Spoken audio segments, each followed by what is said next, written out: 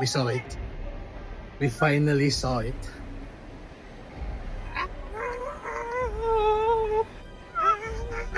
Yeah! Yeah! Finally!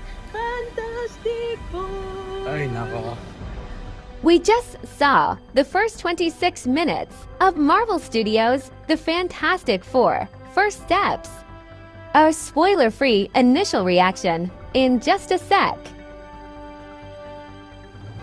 So yeah, we just finished watching not the full movie. Not the full movie. Pero a roughly 27 minute cut of parang preview of the Fantastic Four First Steps from Disney and Marvel.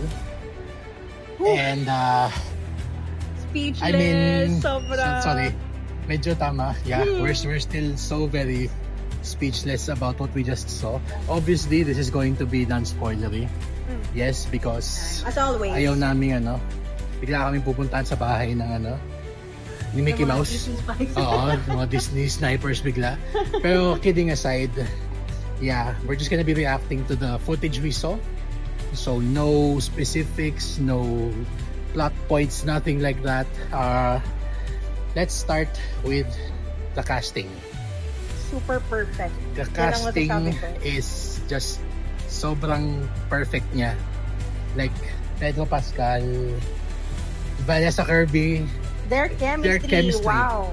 Sobrang, alam mo yung pwede siyang sabihin na merong worry ang mga tao na dahil kapag British siya, parang okay, yung accent lalabas.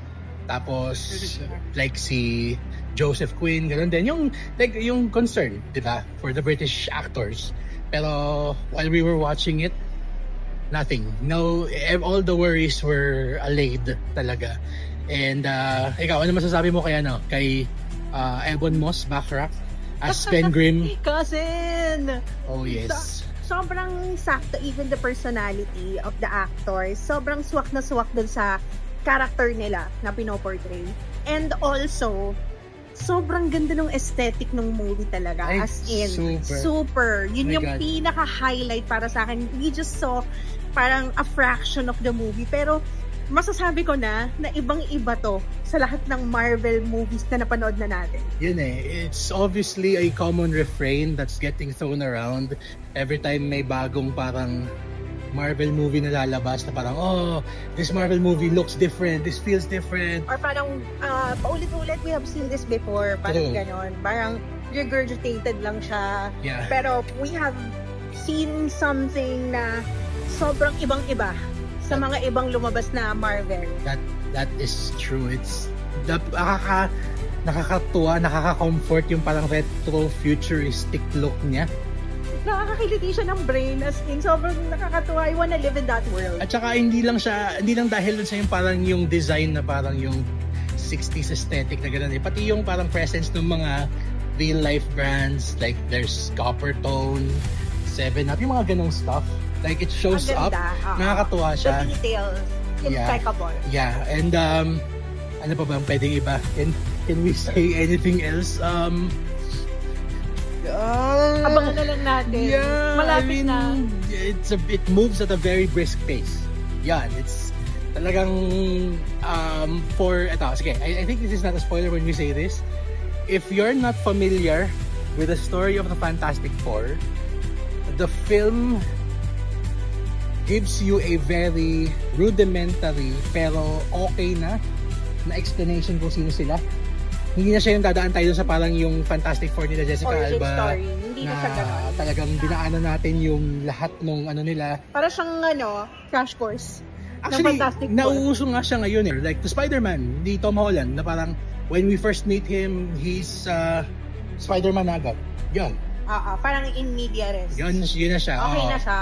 And I prefer it that way kasi yung repetitive. We already know the story, already know their origin. So we wanna get to the meat of the story. And dito, talagang they jumped right into the meat of the story. Well, at least for the footage we saw, kasi hindi natin alam kung baka dun sa footage na talagang sa sine, may mga parang in between, may mga kwento. Kasi it kind of felt like that. The footage kind of felt like that. Na parang there are story beats that are going to be filled in when we see the full movie. Pero yeah, I guess to wrap this up kasi medyo yun na 5 minuto na tayo. We're so excited. Everyone inside the cinema was left speechless. After us included, we wanted to see it again. We were begging the Disney. I actually want to see more. Yeah, we were actually begging to see the whole movie, pero sabi daw is we'll wait for July 23. So, again, Fantastic Four, July 23, cinemas everywhere. Yeah! Don't miss it.